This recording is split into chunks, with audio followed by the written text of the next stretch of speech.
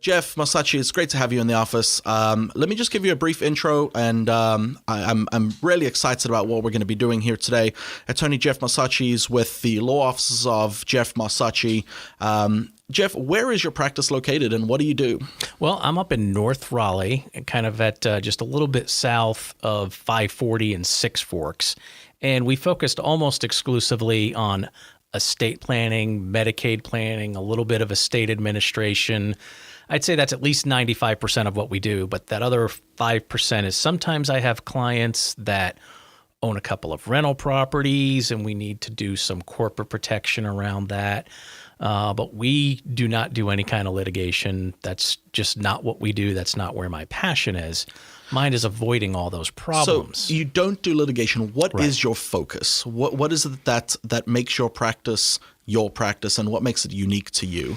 Well, I think probably our biggest, quote, selling point is I talk to my clients in plain English. Fantastic. And sometimes estate planning can get to be complex because you're not just dealing with, what happens to your stuff when you pass on? What are the tax implications around that? What if you have beneficiaries that need to be protected? How do you put all of this together? Some of these trusts can be very intimidating for someone who's a non-lawyer to go through and read. We like to just be able to explain everything to our clients in plain English and give them the peace of mind that they're looking for. Awesome. So plain English, what do you mean by plain English? I mean, as an attorney, I know what you mean. I know how complicated it can be, but can you tell someone who would be watching this who's been involved in a motor vehicle accident, how important it is to have an attorney that can make it easy to digest the complications and the legal jargon involved in needing an estate attorney or an estate plan? Well, around the jargon, when we're attorneys talking to each other or talking to other people involved in the industry, and I guess it's for any profession, you start using jargon. You start using shorthand. Remember the Miller case, and according to that.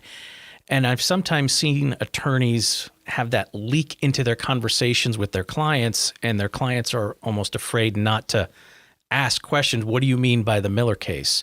So I've very strategically developed sticking to plain English when speaking with and communicating with my clients, so that they understand everything and it's not speaking to other attorneys or other professionals in the arena. Do you see any negatives for doing it that way? I mean, it saves time for attorneys to talk to each other that way, but I think my clients really appreciate that they can understand it when I'm explaining it in plain English. Yeah, absolutely. So, as an attorney, you run your own practice. I mean, your name is clearly on the door. Yes. Describe your style. What makes you and your practice yours? Well, I think a lot of it comes back to that, doing everything in plain English and speaking and communicating that way. The other thing is, what's unique about us is we do estate planning, Medicaid planning, and some estate administration. We're not doing, we can do some divorce work on the side. We can do some real estate. I've really immersed myself in the planning area. And I think when people are looking for someone, they're looking for someone who's got a lot of knowledge in that area and can communicate that knowledge very clearly. I've written several books on some of the more complicated topics so that they can read them ahead of sitting down with me. Fantastic. And I think speaking to your style, we did a little bit of background digging into who you are. We don't just let any John Doe come on the show with us. And I stumbled upon your Twitter account, and I think the best evidence of who you are is your Twitter handle. Okay. Do you know what that is? No, you're gonna have to tell me. It's been a minute. I believe it's The Estate Geek. When I saw that, it just resonated with me. It's like, this guy loves estate law so much that he actually sorts out that Twitter handle and he is owning it and he's tweeting regularly and his clients are communicating with him, but he's definitely understands that this is his passion. Would that be a fair assessment? Yeah, and I have to give credit to an insurance agent who said, we were talking business, and he said, when I have to send my clients to someone, I don't want to send them to a mechanic who maybe they could work on my car, on my Honda, or I want an accountant who does a whole lot of business stuff and maybe they could do a personal. It's like, I want my estate planning done I want the estate geek. I want the person who digs deep into this and understands everything. Yeah, absolutely. Absolutely. Yeah, you don't want to just hire, the estate casual guy, the casual estate attorney. I believe that Twitter account may have been taken by some other Raleigh lawyer. Probably. But yeah, I bet. So tell me about this book. And I believe the one that I found online, I know you've written several, but the one that stood out to me just by the title, and maybe I shouldn't be picking books by their titles, and there's a lesson in there somewhere, but The Anti-Probate Revolution. Okay. That is super catchy title. Tell me what I can get if I picked up that book and I was reading the inside dust jacket. Well, we're talking about how do you avoid the court process of probate. Again, it's getting back to my whole passion of trying to avoid complications for my clients. Too often, people just go ahead with a simple will, and sometimes, God forbid, they download it and try to do it themselves. And then their estate ends up getting into a court process called probate. Now, the way I describe it, probate is just a massive, time-consuming, sometimes expensive process to retitle assets from a deceased person into the beneficiary's name. And they want all different kinds of documentation and proof to go along with it. Oh, was this check for $98.17 actually to pay this bill, or did the executor somehow or another steal that money? So we want to see that it's on the bank statement. We want to see the invoice. We want to see the canceled check. And all of that documentation has to get submitted to the court for approval. That sounds like a terrible process. It's a massive process.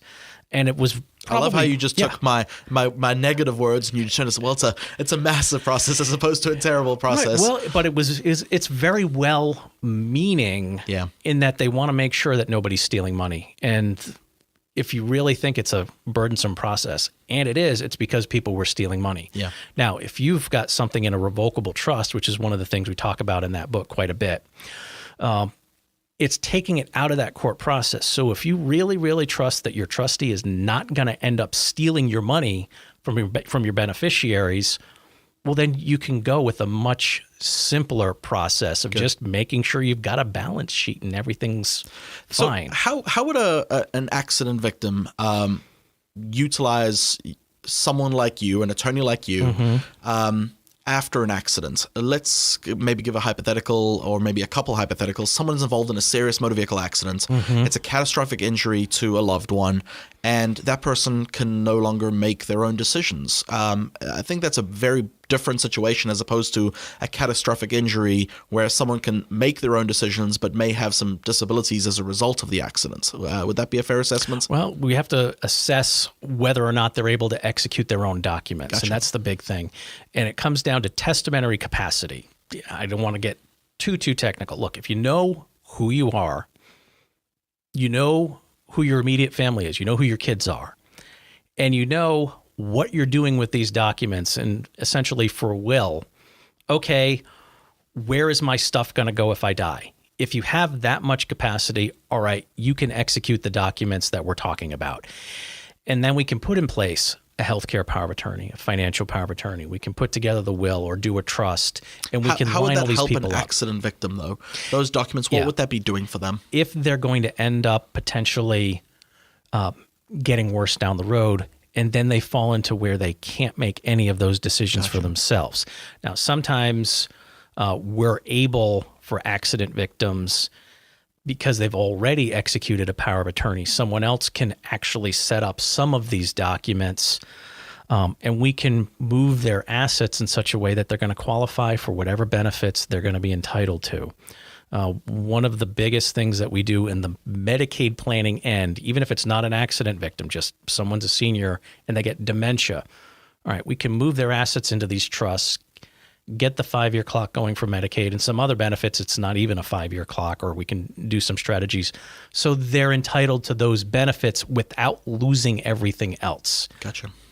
So you've mentioned you've got a passion for this, and I don't want to show how much of an estate geek I'm not.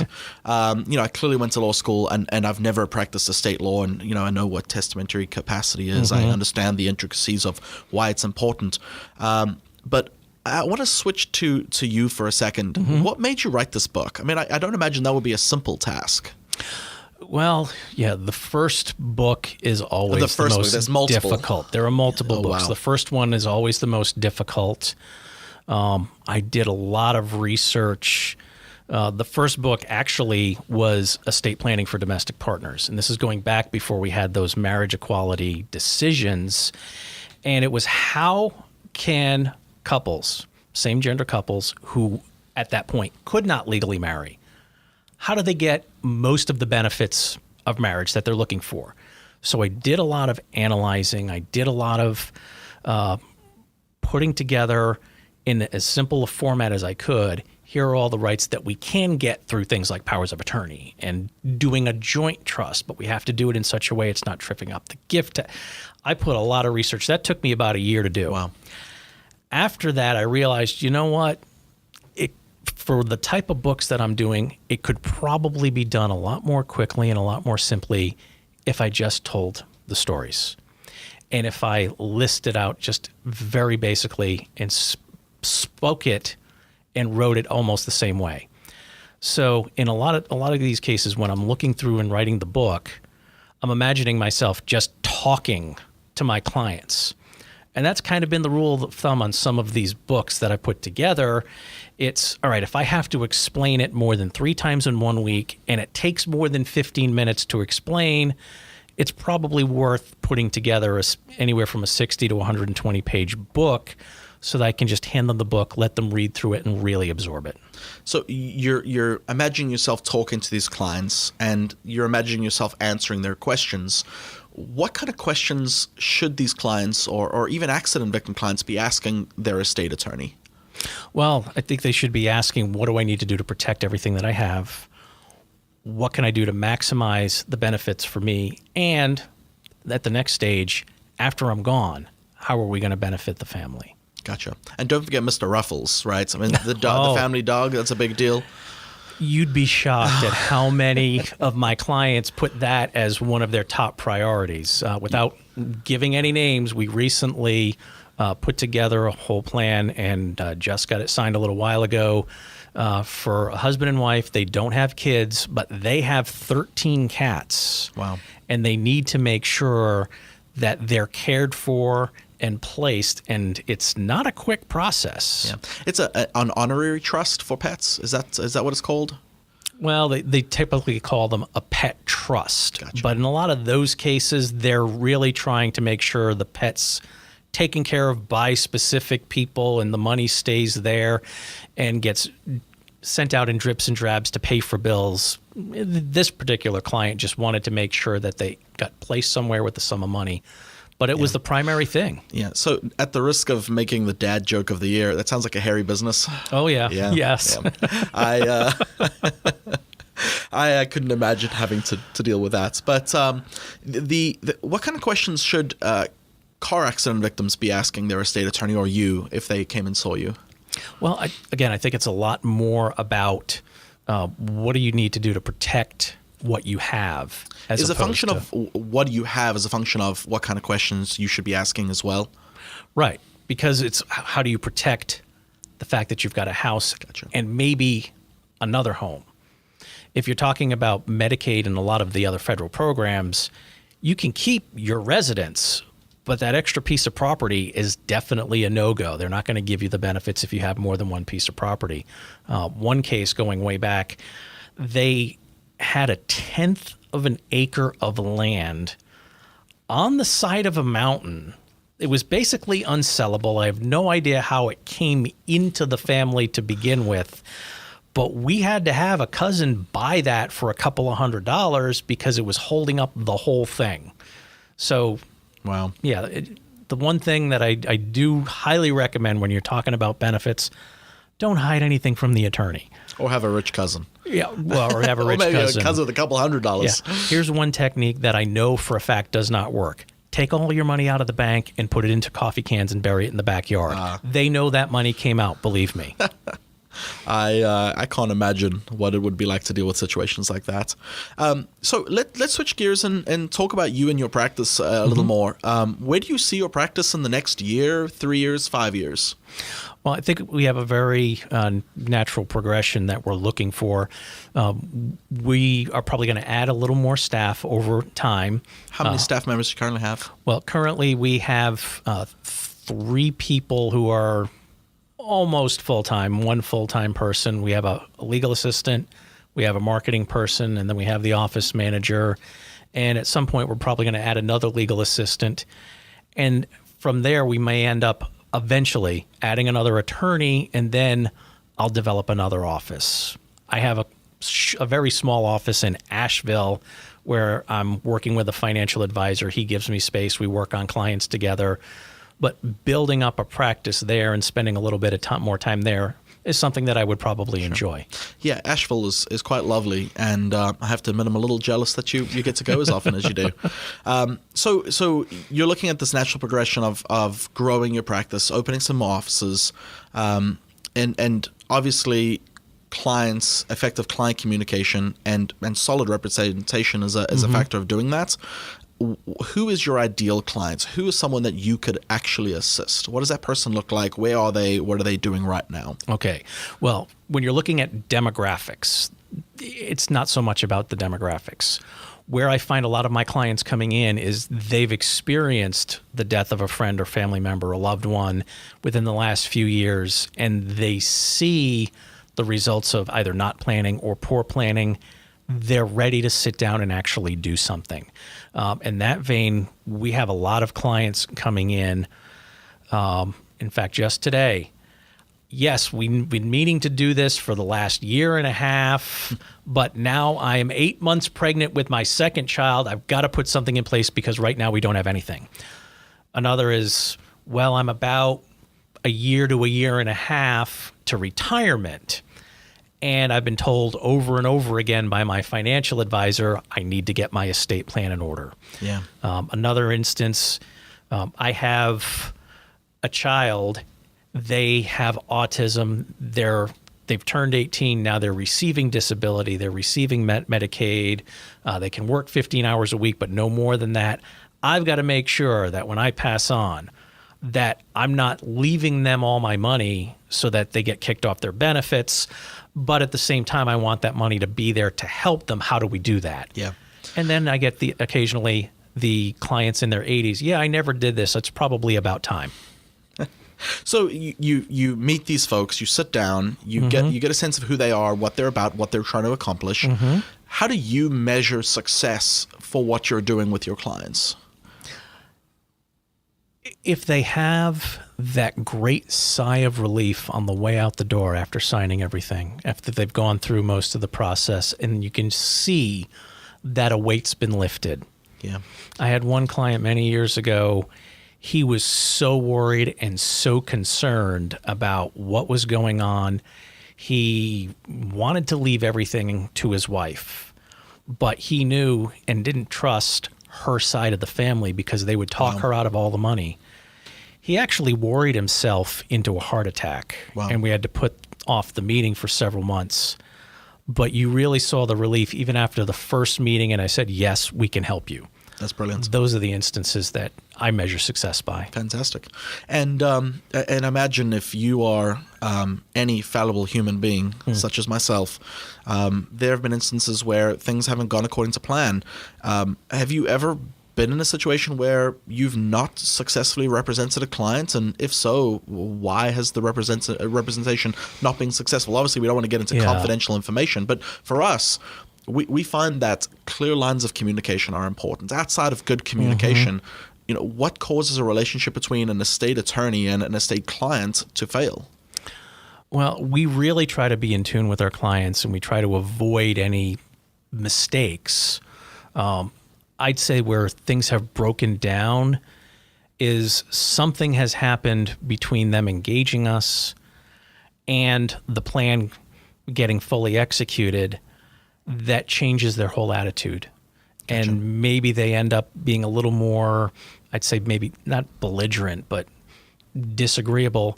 and then they don't want to follow through on certain tasks. Probably one of the biggest drawbacks is we go ahead, we put together these great plans and we discuss with our clients, how do you need to title your accounts? How do you need to set up the pay on death beneficiaries so this whole thing just works together? And maybe they do have that great sigh of relief when they walk out the door, but then they don't come in for their annual meetings. 6, 7, 8, 9 years go by, and then it's the kids coming in, oh, they've passed on. And we find out they hardly did any of that other work that they were supposed to do. Wow. And now a lot of stuff has to go through probate. Gotcha. My clients that I enjoy working with the most are the ones who will come in every year just to get updated, just tell me what's going on in their life. They understand the importance of it as well. Yes. Yeah, yes. Absolutely. So, if a client listening to this or watching this on our social media, on our website, were to pick up the phone, call your office, get hold of your support staff, and eventually get connected to you after we're done recording this. Right. What would they expect if they worked with you and your team? Okay. Well, we have a very defined process which gives as much information with as little time as possible. So if they want to sit down, we always do the first hour and a half for free, but their price of admission to get the free meeting is they've got to read the book that we send them and fill out the questionnaire and send it in to us. Wow. That means when they get through this book, and it's only about 70 pages, once they get through the book, they know about the different documents, what they do, what are some of the bigger issues. So one of the first things we get to talk about is what their goals are, not what's the difference between a will and a trust, or tell me about the probate process. All that stuff's in the book. We can immediately jump to what do you need to have done? What do you want to accomplish? Wow. Do you find that a lot of folks make contact and find the process too onerous of reading, doing a questionnaire, and throw up their hands in frustration and say, you know what, maybe I should go down to Staples and buy that, will in a box? Well, the questionnaire isn't that extensive. It's not that complicated. Perfect. When we're talking about their assets, we're only looking for round numbers. I find if they're throwing their hands up, they're probably not really serious about getting it done in the first place, and then they may not just be a fit for us. Yeah.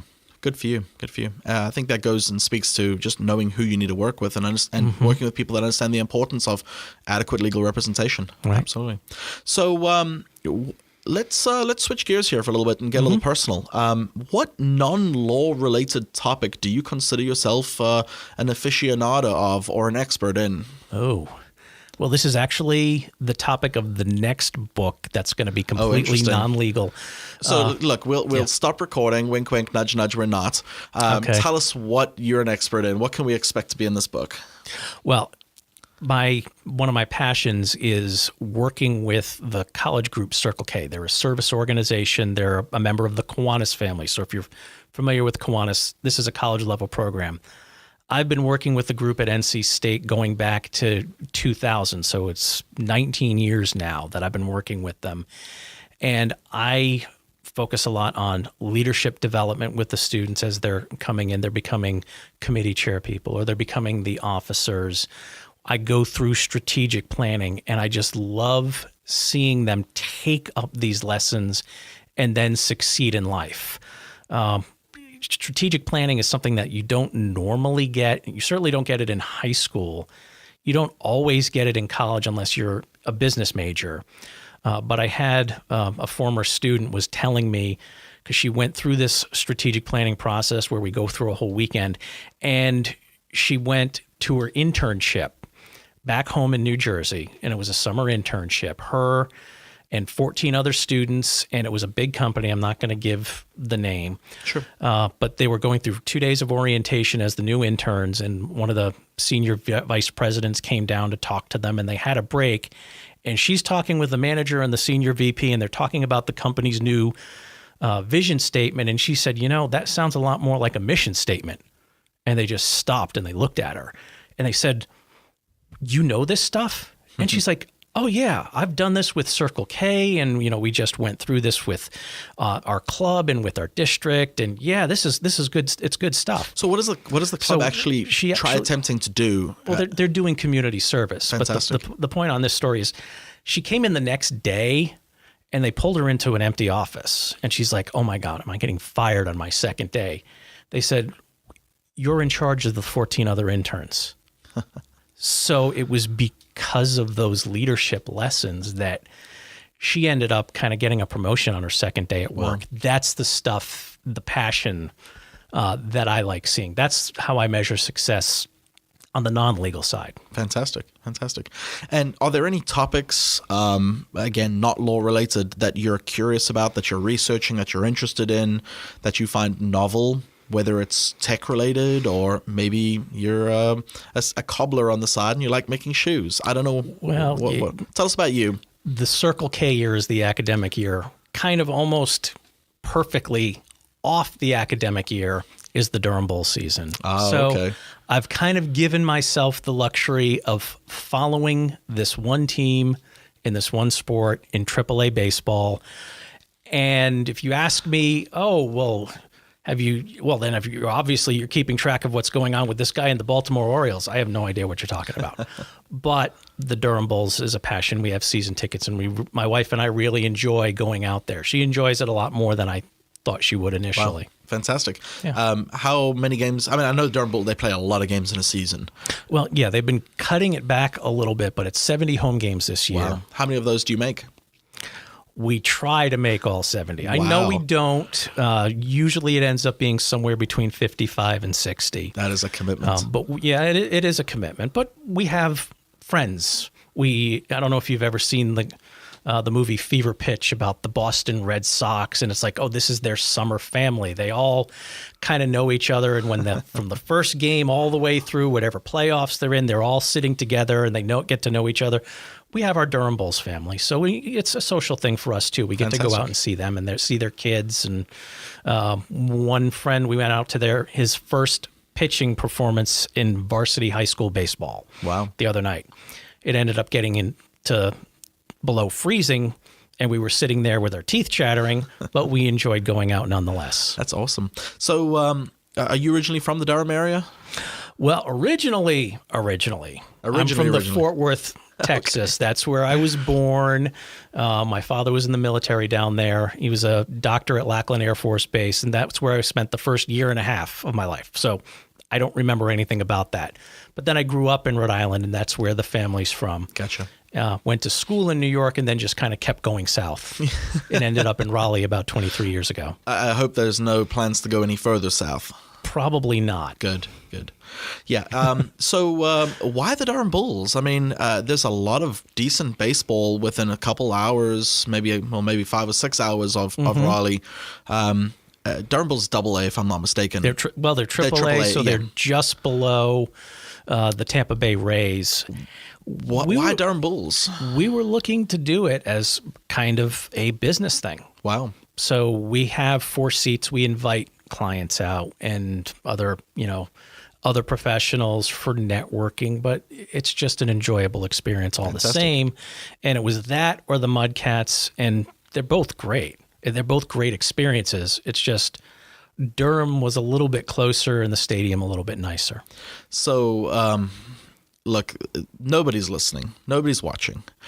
Have you ever snuck a beer into the Durham Bulls Stadium? Because at $14 a beer, that may be a costly experience to go 60 times. No, honestly, I can say I have never had to sneak a beer into the stadium. If I were going to sneak anything, it would probably be Jack Daniels. Which your wife snuck for you, correct? Wow. So we've talked about your passions and what you love doing and how that's impacted people's lives in the positive. What are you not good at? And again, I'm not really interested in talking about the law. You as a person, where do you want to find improvements in yourself, whether it's a hobby or a sport? What are you just generally terrible at? Well, I think it does kind of come back just a little bit to the law, and it's following up on detail stuff, which is why I'm immensely happy with my staff. It's some of the fine details that have to be done a couple of weeks later or a couple of months later that I'm glad my staff follows up and does this stuff for me. Now, thankfully, I see in myself enough that I know this is not a strong area for me, but it's going to be covered by my team. Fantastic. And I guess you can probably go with that in my life too. If I didn't have my phone to remind me to do something, I'd probably forget to do it. So, where did you go to law school? I'm sorry, I didn't ask that question earlier. Well, I went to undergrad and law school at Hofstra University up in Hempstead, New York. Fantastic. And what exactly brought you to Raleigh? Honestly, I'm going to tell you, I didn't want to necessarily work for anybody else. I wanted to be a business owner as much as I wanted to be a lawyer. Yeah, I can appreciate that. And back in 1996, when we were starting to look around at what areas would be good for this, the Triangle area was booming. So was the Denver Boulder area.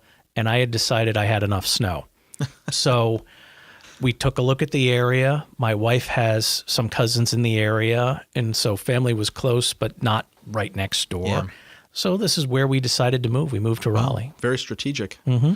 Yeah, I think it's a great area. Absolutely obsessed with the Raleigh-Durham area. It has absolutely everything you could ever want to do. The weather's great. It is strategically positioned between the mountains and the beach, or neither, if you don't want to go for a little staycation. But I've lived now in the Raleigh-Durham area for, I think this is my 18th year since moving from South Africa, and I couldn't want to leave it if I tried. No plans to. But the nature of practicing law is you kind of want to get your boots on the ground. You get a sense of who the people you are that you represent, and there's some affinity there that just seems to connect. There are very many moments where I leave the office and it's just, man, like I got a sense that I did something today, but these are also the people that are in my community. Right. I would say that's probably, what gets me going the next day, having that feeling, having that thought. Anyway, let's move right along.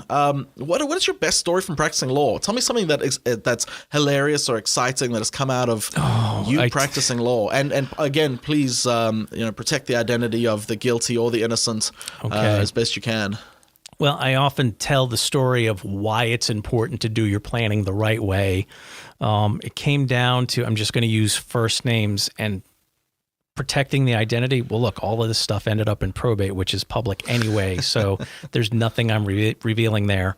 A client of mine that I did planning for, his name was Harry. He called me one day and he said, Jeff, I need your help. It's not for my estate, but I've been trying to get my friend to come in and do his planning. He's single, no kids. And I was just playing golf with him the other day. We worked together, and after work, after the golf game, we typically go into the restaurant, and he just said, I don't feel too good. I'm just going to go home. And then 5 minutes later, the waitress is coming in and she's like, you got to come out into the parking lot. And there was his friend, Charlie, dead behind the wheel of the car, foot on the brake. He was 57 years old and he had never done any planning. And he said, I'm at work. Everybody's looking at me like, what are we supposed to do with this 401k? What do we do with this final paycheck? I don't know, but we got to do something. So we looked in and we saw who's his family members, because he didn't have even the most simple will. Parents are both dead. He has a sister up in New Jersey. Wow. All right, we contact the sister. She comes down. We put the paperwork together. She says, I don't want to do this. Can Harry do it? All right, fine. So Patricia signed all the paperwork so Harry could be the administrator of the estate. And there was a wrinkle to this. Apparently, Dad's estate was still open in New Jersey, and half of that belonged to Charlie. So we couldn't settle Charlie's estate until the Dad's estate poured into his estate. Wow. And then a couple of weeks later, Harry calls me and he says, you're not going to believe this.